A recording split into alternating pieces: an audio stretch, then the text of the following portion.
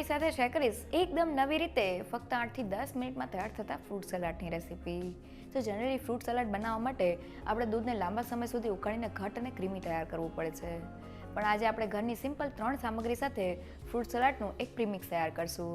અને બસ પછી ઉકળતા દૂધમાં બીજી કોઈ પણ વસ્તુ એડ કર્યા વગર પ્રીમિક્સ સાથે તપેલું ભરીને ફ્રૂટ સલાડ ફક્ત 8 થી 9 મિનિટમાં તૈયાર થઈ જશે. સાથે તૈયાર થયેલા ફ્રૂટ સલાડના દૂધમાં આપણે એક એવી વસ્તુ ઉમેરશું કે ફ્રૂટ સલાડ એકદમ ક્રીમી અને મલાઈદાર તૈયાર થશે, જે સ્વાદમાં એટલું જબરજસ્ત લાગે છે કે તેને એકવાર ચોક્કસથી ટ્રાય કરવા જેવું છે. તો ચાલો રેસીપી શરૂ કરીએ. સૌથી પહેલાં ફ્રૂટ સલાડ માટે પ્રીમિક્સ બનાવવા મેં અડધો કપ અને વજનમાં 60 ગ્રામ જેટલો કોર્નફ્લોર લીધેલો છે. તો કોર્નફ્લોરને સફેદ મકાઈનો લોટ કહેવામાં આવે છે, જે બજારમાં આ રીતના પેકેટમાં એકદમ સહેલાઈથી મળી જાય છે. તમે તેની જગ્યાએ તપકીનો લોટ કે પછી આરારોટ પાવડરનો ઉપયોગ પણ કરી શકો છો. સાથે મેં તેટલા જ પ્રમાણમાં એટલે કે અડધો કપ અને વજનમાં 60 ગ્રામ જેટલો મિલ્ક પાવડર લીધેલો છે. તો આ રીતના નાની સાઇઝના પાઉચમાં મિલ્ક પાવડર એકદમ સહેલાઈથી મળી જાય છે. મેં આ પ્રીમિક્સમાં કોર્નફ્લોર અને મિલ્ક પાવડરનું માપ સરખું રાખેલું છે.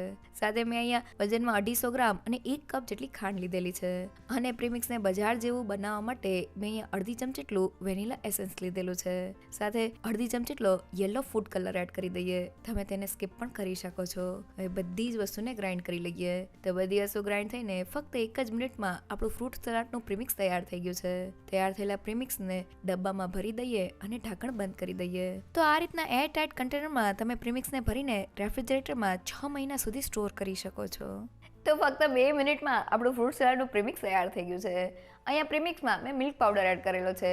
મિલ્ક પાવડર દૂધમાં રહેલા પાણીને એબ્ઝોર્બ કરીને ફ્રૂટ સલાડને એકદમ ક્રીમી અને મલાઈદાર તૈયાર કરશે. મિલ્ક પાવડરની સાથે મેં થોડો કોર્નફ્લોર એડ કરેલો છે. કોર્નફ્લોર દૂધને એકદમ ફટાફટ ઘટ કરી દેશે. અહીંયા પ્રીમિક્સમાં આપણે મિલ્ક પાવડર અને કોર્નફ્લોરનું માપ સરખું રાખવાનું છે. સાથે પ્રીમિક્સમાંથી ફ્રૂટ સલાડ એકદમ બજાર જેવું તૈયાર થાય એટલે મેં થોડું વેનીલા એસેન્સ અને કલર એડ કરેલો છે. તમે તેને સ્કીપ પણ કરી શકો છો. અને તૈયાર થયેલા પ્રીમિક્સને તમે કોઈ પણ એરટાઇટ કન્ટેનરમાં ભરીને રેફ્રિજરેટરમાં લાંબા સમય સુધી સ્ટોર કરી શકો છો. વજનમાં અંદાજે 400 ગ્રામ જેટલું પ્રીમિક્સ તૈયાર થાય છે, જેનાથી તમે અડધા લીટર દૂધ સાથે 8 થી 9 વાર ફ્રૂટ સલાડ બનાવી શકો છો. હવે ફ્રૂટ સલાડ બનાવવા માટે કઢાઈમાં 1 લીટર જેટલું દૂધ એડ કરી દઈએ. હવે દૂધને ગરમ કરતા પહેલા તેમાંથી અડધા કપ જેટલા દૂધને અલગ કાઢી લઈએ. હવે શરૂઆતમાં ગેસની ફ્લેમ હાઈ કરી દઈએ અને દૂધમાં એક ઉભરો આવવા દઈએ. તો લગભગ 3 થી 4 મિનિટમાં દૂધ એકદમ સારી રીતે ગરમ થઈને તેમાંથી આ રીતનો ઉભરો આવવા લાગ્યો છે. તો ગેસની ફ્લેમ મીડિયમ કરી દઈએ અને દૂધને 5 મિનિટ માટે ઉકાળી લઈએ. તો દૂધને ઉકાળવાથી તેમાં રહેલો પાણીનો ભાગ બળી જાય છે અને દૂધ થોડું ઘટ થઈ જાય છે. દૂધને ઉકાળતી વખતે કઢાઈની સાઇડ્સમાં રહેલા મલાઈના ભાગને આપણે દૂધમાં એડ કરતું જવાનું છે. તો આપણું દૂધ ઉકળે છે ત્યાં સુધી ફ્રૂટ સલાડને એકદમ ફટાફટ ઘટ કરવા મેં અહીંયા 3/4 કપ અને વજનમાં 100 ગ્રામ જેટલું ફ્રૂટ સલાડનું પ્રીમિક્સ લીધેલું છે. તેને ઠંડા દૂધમાં એડ કરી દઈએ અને સારી રીતે મિક્સ કરી લઈએ. તો ઠંડા દૂધમાં પ્રીમિક્સ એડ કરવાથી તેના કોઈ પણ જાતના ગાંઠા નથી રહેતા. તો તમે જોઈ શકો છો કે પ્રીમિક્સ એકદમ સારી રીતે મિક્સ થઈને આ રીતનું સ્મૂથ મિક્સર તૈયાર થઈ ગયું છે. અને હવે 5 મિનિટ પછી દૂધને જોઈએ તો દૂધ થોડું ઉકળીને ઘટ થઈ ગયું છે.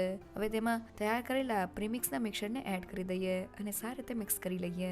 તો પ્રીમિક્સ એડ કર્યા પછી આપણે દૂધમાં બીજી કોઈ પણ વસ્તુ એડ નહીં કરવી પડે. પ્રીમિક્સ સાથે દૂધ એકદમ ફટાફટ ઘટ થઈ જશે. બસ આપણે દૂધને સતત હલાવતા રહેવાનું છે, જેથી તે પેનના તળિયે ચોટે નહીં. તો દૂધમાં પ્રીમિક્સ એડ કરતા પહેલા આપણે દૂધને 5 મિનિટ માટે ઉકાળી લેવાનું છે. દૂધને ઉકાળવાથી તે થોડું ઘટ થઈ જાય છે અને તેમાં રહેલો પાણીનો ભાગ નીકળી જાય છે. અહીંયા 1 લીટર દૂધ સાથે 100 ગ્રામ અને 3/4 કપ જેટલા પ્રીમિક્સનું માપ એકદમ પરફેક્ટ છે. સાથે પ્રીમિક્સને આપણે થોડા ઠંડા દૂધમાં ઓગાળી લેવાનું છે, જેથી તેના કોઈ પણ જાતના ગાંઠા ન થાય. અને પ્રીમિક્સ એડ કર્યા પછી દૂધ ફક્ત 8 થી 9 મિનિટમાં એકદમ ઘટ અને મલાઈદાર તૈયાર થાય છે. તો દૂધને ઉકાળતા લગભગ 8 થી 9 મિનિટ જેવું થઈ ગયું છે અને દૂધ એકદમ સારી રીતે ઉકળીને ઘટ થઈ ગયું છે. દૂધમાં આ રીતના બબલ્સ દેખાય છે અને ચમચામાં લઈને તેની કન્સિસ્ટન્સી જોઈએ તો તે આ રીતની ઘટ છે. સાથે ચમચાના પાછળના ભાગને પણ કોટ કરી લઈએ છે. હજી આપણું દૂધ ઠંડુ થશે તેમ વધુ ઘટ થશે. તો ગેસની ફ્લેમ બંધ કરી દઈએ.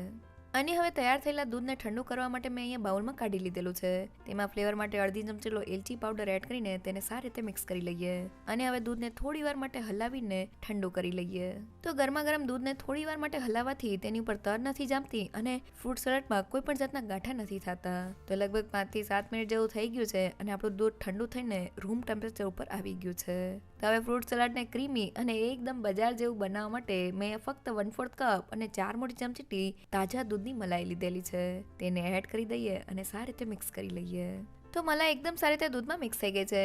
હવે તેને ઢાંકીને રેફ્રિજરેટરમાં 1 કલાક માટે રાખી દઈએ. તો ફ્રૂટ સલાડ માટે તૈયાર થયેલા દૂધમાં થોડી તાજી મલાઈ એડ કરવાથી ફ્રૂટ સલાડનો સ્વાદ એકદમ ક્રીમી અને બજાર જેવો આવે છે. અહીંયા જો ઘરમાં મલાઈ ના હોય તો તમે તેની જગ્યાએ અમૂલ ફ્રેશ ક્રીમનો ઉપયોગ પણ કરી શકો છો. હવે તૈયાર થયેલા દૂધ સાથે ફ્રૂટ સલાડને બનાવી લઈએ. તો રેફ્રિજરેટરમાં 1 કલાક પછી આપણું ફ્રૂટ સલાડ ઠંડુ થઈ ગયું છે અને તમે જોઈ શકો છો કે એકદમ ક્રીમી અને ઘટ ટેક્સચર સાથે આપણું ફ્રૂટ સલાડનું દૂધ તૈયાર થઈ ગયું છે. હવે તેને સર્વ કરતા પહેલા આપણે તેમાં ફ્રૂટ એડ કરવાના છે અને હવે ફ્રૂટમાં મેં અહીં અડધા કપ જેટલા ઝીણા સુધારેલા સફરજનના ટુકડા લીધેલા છે. સાથે ફક્ત 1/4 કપ જેટલી લીલી દ્રાક્ષ અને 1/4 કપ જેટલી કાળી દ્રાક્ષ લીધેલી છે. સાથે મેં અહીંયા અડધા કપ જેટલા ચીકુના ટુકડા, અડધા કપ જેટલા કેળાના ટુકડા અને ફક્ત 1/4 કપ જેટલા દાડમના દાણા લીધેલા છે. હવે ફ્રૂટને દૂધમાં એડ કરી દઈએ અને સારી રીતે મિક્સ કરી લઈએ. તો ફ્રૂટમાં થોડો પાણીનો ભાગ રહેલો હોય છે એટલે ફ્રૂટ સલાડને સર્વ કરતી વખતે જ આપણે તેમાં ફ્રૂટ એડ કરવાના છે, નહીં તો ફ્રૂટના પાણી લીધે આપણું ફ્રૂટ સલાડ પતલું થઈ જશે. તો તમે જોઈ શકો છો કે ફ્રૂટ એકદમ સારી રીતે મિક્સ થઈ ગયા છે અને ફ્રૂટ સલાડની કન્સિસ્ટન્સી ચમચામાંથી આ રીતના પડે તેવી ઘટ અને ક્રીમી તૈયાર થઈ છે. હવે તૈયાર થયેલા ફ્રૂટ સલાડ ઉપર થોડી બદામની કતરન અને થોડી પિસ્તાની કતરન સ્પ્રિંકલ કરી લઈએ.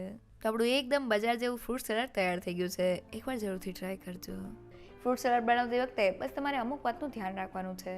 પહેલી એ કે ફ્રૂટ સલાડને એકદમ ફટાફટ બનાવવા માટે આપણે તેનું એક પ્રીમિક્સ તૈયાર કરેલું છે, જેમાં મિલ્ક પાવડર એડ કરેલો છે જે ફ્રૂટ સલાડને ક્રીમી ટેક્સચર આપશે, જ્યારે કોર્નફ્લોર ફ્રૂટ સલાડને એકદમ ફટાફટ ઘટ તૈયાર કરી દેશે. સાથે તૈયાર થયેલા પ્રીમિક્સને તમે રેફ્રિજરેટરમાં લાંબા સમય સુધી સ્ટોર કરી શકો છો. અને પ્રીમિક્સ સાથે જ્યારે તમે ફ્રૂટ સલાડ બનાવો ત્યારે દૂધને થોડી વાર માટે ઉકાળીને પ્રીમિક્સને એડ કરી દેવાનું છે, જેનાથી ફક્ત 8 થી 10 મિનિટમાં તપેલું ભરીને ફ્રૂટ સલાડ તૈયાર થઈ જશે.